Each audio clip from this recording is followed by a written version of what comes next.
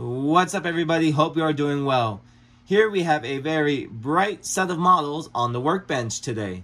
Those of you familiar with my Brightline train that I've been running at events lately see something quite different hooked up to the motors as opposed to the traditional bright blue consist. That's right, I've captured one of Brightline's most recently applied vehicle wraps that were used on one of their train sets. In particular, their bright green #2 set had a special, temporary, literally limited edition, as the orange circle would actually say, wrap that was advertising and promoting Bailey's Cinnamon Churro Liqueur.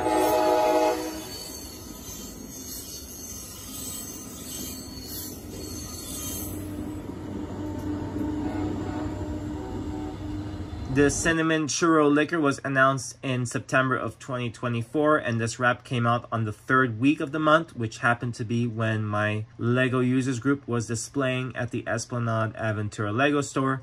Unfortunately, I could not quite get myself to go document it then, but this video from my buddy Carlos will do.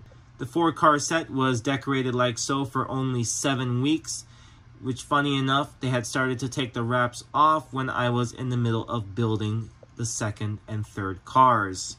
So that was a bit of a tough pill to swallow, but the theming of this does make it quite relevant for the upcoming holiday season, so I decided that the project must go on. So what helps the churro scheme really pop out as a Brightline wrap is the actual color theory behind it. So I made a little circle showing 6 colors, so 3 primary colors and 3 secondary colors.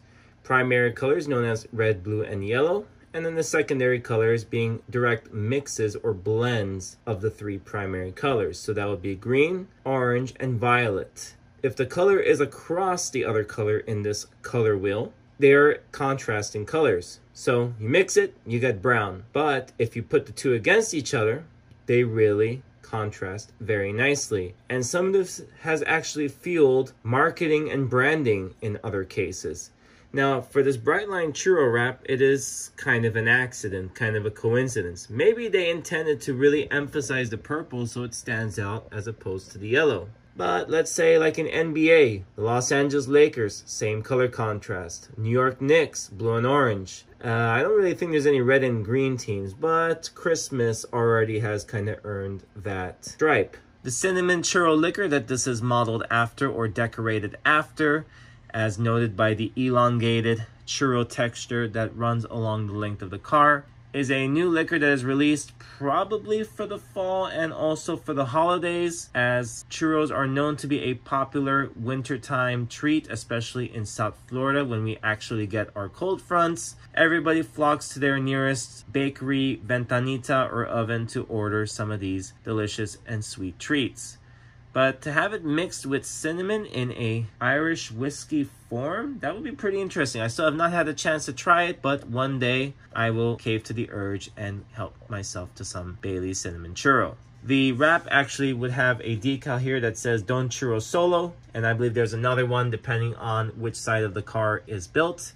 And I recently learned that Brightline cars do have A and B sides, but for simplicity, I did capture just a uniform side with 10 windows because the logistics of doing 9 windows would look a little funny for a car like this. Further modifications will address this in the future maybe. But the overall standard look allows a very efficient building process, as you see here, as in almost no time we went from having actually 1 or 2 cars to having a full train set of 4. I'll show some highlights of the speed building of this. I did time-lapse some of the building process when I went from 1 car to all 4, and we'll talk about the building details and techniques used for this car then. In doing the Brightline Bailey's Don Churro Solo wrap, the bottom layer of the car is at least a purple stripe. So ideally, that is actually where you would need to get larger plates in purple. Normally, this is not the cheapest thing in the world. This could be pretty pricey, especially if you do online pick a break. If you do Bricklink, I think you'll be paying a pretty penny for them relative to other elements. However, since I was at the Aventura LEGO Store the whole weekend, I noticed something on the wall that really helped. And that is the purple 3x3 corner plate. What was easy is that since we were using the pick-a-brick boxes, which have a fixed volume, I was able to calculate how many I would need to complete 4 cars. So I got more than enough for the balance of it to show here. While this is not a solid 6x4 plate, or it doesn't add up to 6x4 solidly, at least 2 of the corners are the full 3 studs. So you get to keep building around it. So as you can see, when I lay these side by side, we start to have a solid wall of purple. And adding this up will give you the proper base length of each Brightline car, as is the case here. You can see that all the curvature sections are completely hidden from view, and we don't completely do the car with these 3x3 corner plates because we need a spot for the axles to come through. And also it was so decided that in doing this, that some of the side accent details as part of the wrap will feature some snot techniques. So there'll be alternative measures under where the wheels go. So the design demands of these Brightline cars in their particular wrap do necessitate a lot of snot techniques that you would not find in a typical Brightline car, at least as far as the ones I've designed. So the parts that appear on the table right now will be sufficient to capture the effects on the left side of the car. So from the base, we will just pull a 2x3 plate. So this will add up and be integrated into the base of the car. Add a 3x3 corner plate in purple. Thankfully, those were abundant in Pick-a-Brick. I was like, bingo. Get a lot of these. You don't have to worry about buying 4x6 plates on Bricklink for very high prices. A 1x3 plate in red will do. And a 1x2 tile in purple will do to set up the limited edition circle. To do the limited edition circle in snot, we will do a very common snot using the bracket and 4/3 brick height using a 1x2 brick and a 1x2 plate. That way you hit your 5:2 ratio and are able to snot on the side. Add a 2x2 plate in black to hide the actual missing area. There's going to be a little bit of a missing area that is not supposed to be there. And we add the 2x2 round plate as shown. So we'll put that here. To do the slant effect, which transitions from the purple to the churro side of the car, we will use a purple 1x2x2x2 bracket, and we will stack 3 1x2 plates that allow for representation of the little droplets. So in terms of this, it is the markings on the left side of the car over here. So you see that there's some representation over there. For the next effect, the white slant here, which we are not going to cheat and we are not going to use stickers, make it brick built. We're going to be building it using this purple 1x2x2x2 bracket and a stack of multiple colored 1x2 plates. Now, why are we stacking these plates here? Well, if we look at a reference on YouTube, you can see that there are those droplets in orange, white, and a very tiny one in brown on the top. So stack these up in sequence, orange, white, and brown. Yes, there is actually the droplets, very little. Put the 1x2 bracket here. Take a 1x1 orange plate, a 1x2 curved slope in white. Put them on the side here.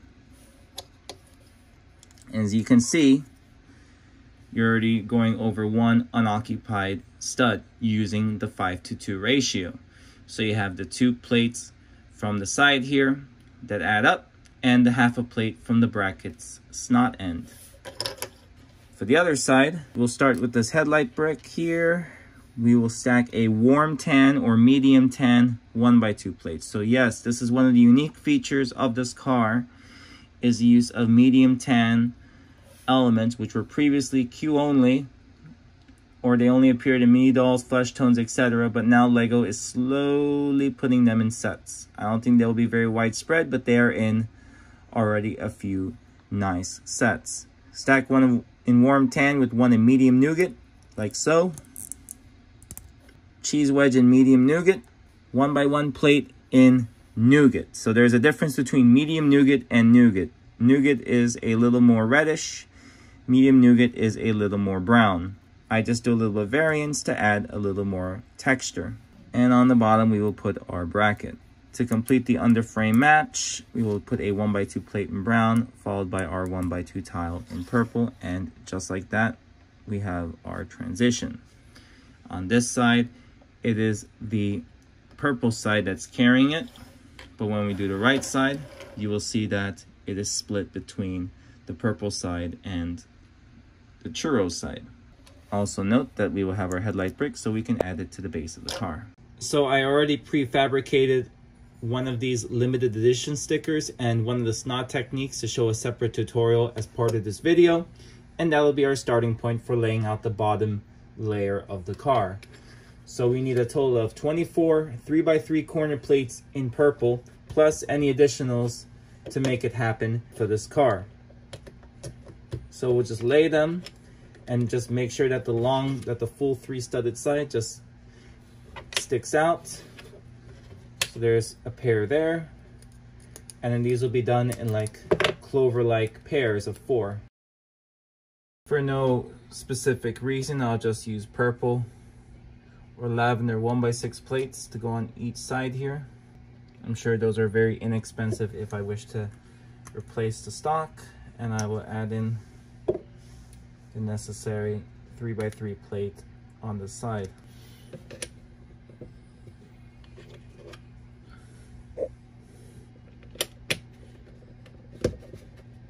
So now the onus is in connecting and closing, really securing all of these pieces. And the unique thing about this second layer is I make use of these cutout corner pieces. They were on the pick-a-brick wall at once upon a time. And the way that they are designed allows them to at least leave the Technic hole open so we can insert the pins for the bogies, because they need at least 2 plates of clearance to get through.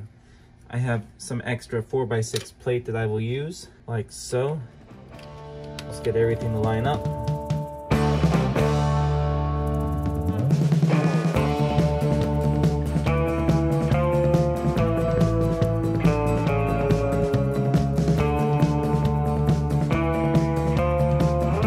The right-hand side snot detail is very straightforward. We use a purple and brown 1x1 brick. The brown is to capture one of the little drop-like graphics that are on the car. Stack a pair of 1x2 bricks in purple, and then we'll do a 1x1 tile in white, followed by a purple cheese wedge. The white trim that connects or really transitions the purple to the churro itself, cheese will be used on the other side. Unique to this pair of cars, I was able to finally get my hands on the Erling brick in purple, so it'll just be mounted just like this. But of course, I need to put the orange 1x1 plate in as well, which I have here, and that will take care of that. The missing hole on the right hand side will comprise of a 1x1 headlight brick, 1x2 plate in medium nougat, 1x1 plate in regular nougat, this bracket that came in the construction excavator, a 1x1 1x2 inverted bracket, a 1x2 plate in brown, 1x2 tile in purple, and the missing white cheese wedge. It'll be posted opposite the purple one over here, and it'll be mounted like so. As you can see, we have a solid transition here from the churro to the purple portion. The metal will follow the exact pattern that is inscribed on the other car.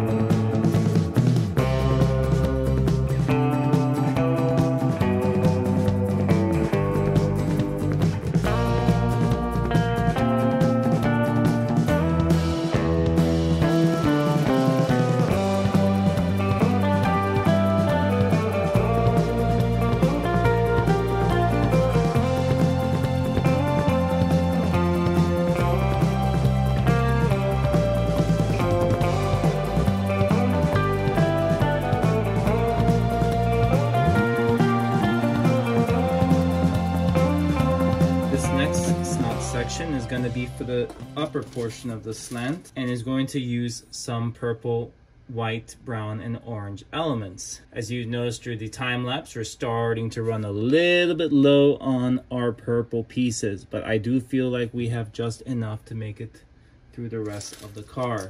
Fingers crossed. So we'll stack the white and brown and orange plates like so to create these little drippy markings again. Add a 1x2 brick. Thankfully there are a lot of 1x2 available. I made a good choice ordering that on online Pick-a-Brick. It's a filler element, so I'm using 10 because it's pretty common now. Another orange 1x2. Another purple 1x2 plate.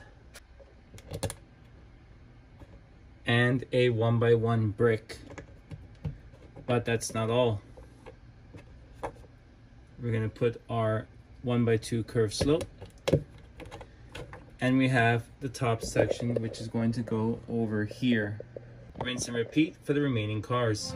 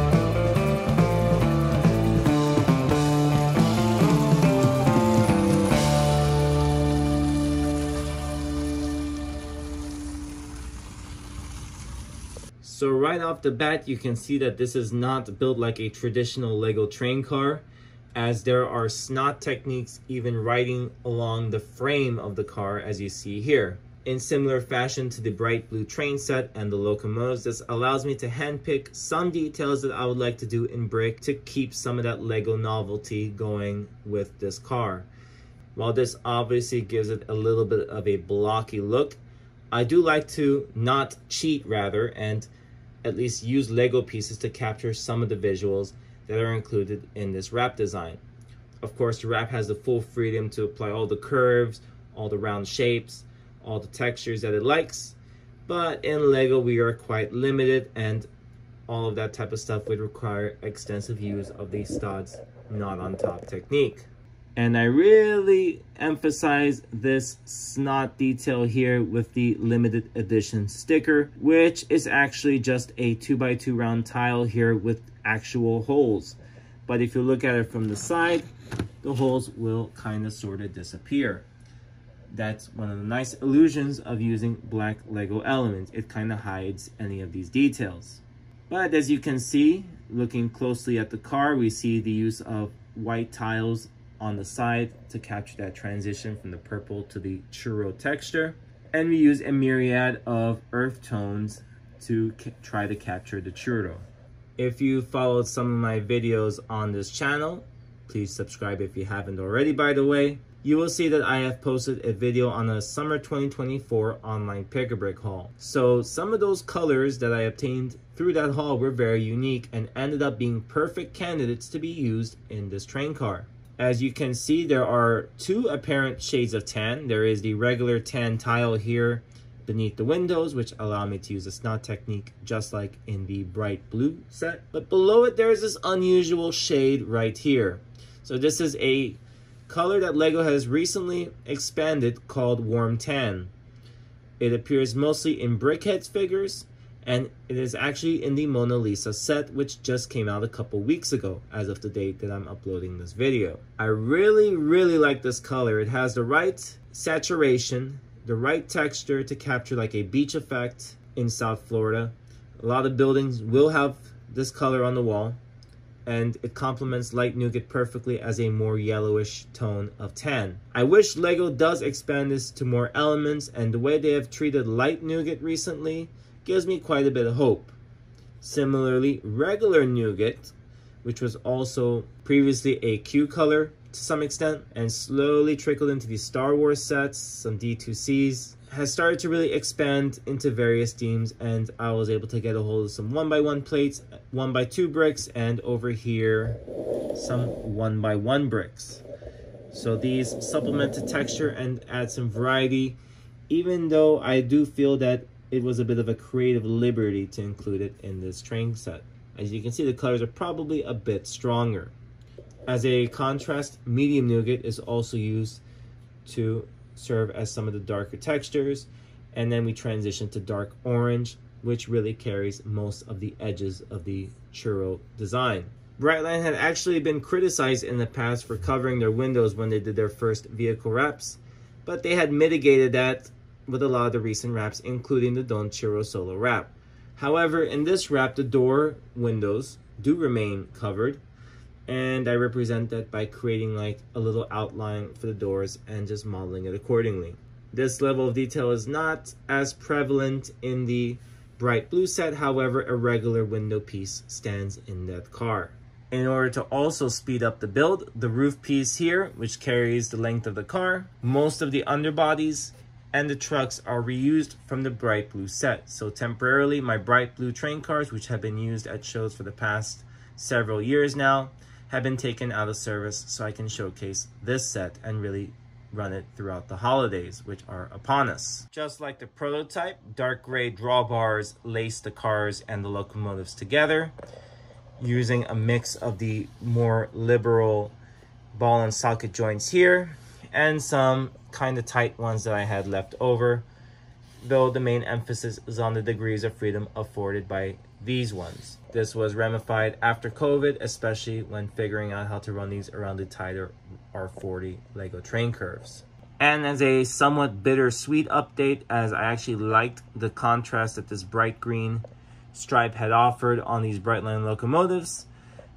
That bright green stripe indicated that they were powered with biodiesel courtesy of FPL, or really advertising FPL. Brightline has since removed that decal, and these engines are in their native yellow and white form. And actually, I will say that I really like the way they came out when removing the green stripe, because I had never actually run this version of the locomotive without the green stripe up until now. And it looks really like a Brightline Siemens Charger. The conversion was very easy. I just had to remove the underframe and replace the elements, lacing the bottom of the main body here. So I hope you have enjoyed this reveal of the LEGO version of the Brightline and Bailey's Don't Churro Solo wrap, even though as of the time that this train has been completed, they had just literally ripped the wrap off of the bright green set. But I do feel that this scheme is very much good enough to at least run during like the holidays, during seasonal events, during the fall, winter, etc. So it's excellent theming, and I actually plan to keep this set around for several years going forward. At least we are modeling a very good memory as one of the more iconic looking wraps, and personally my favorite of all the wraps that have been revealed. Don't forget to leave a like, and feel free to let me know in the comments section. Is this your favorite wrap? Where do you want to see this run? And feel free to share any thoughts that you have about this project. I really look forward to sharing it with you, but make sure you subscribe so you're the first to see and know when this thing goes on its first revenue run. A huge shout out to my friends with Brightline that have tipped me on some information about this wrap. and to Carlos for being such a great help and a great supporter of this project. From outside of HQ, where we are not churroing solo, thanks for watching. This is Dr. Toga, out.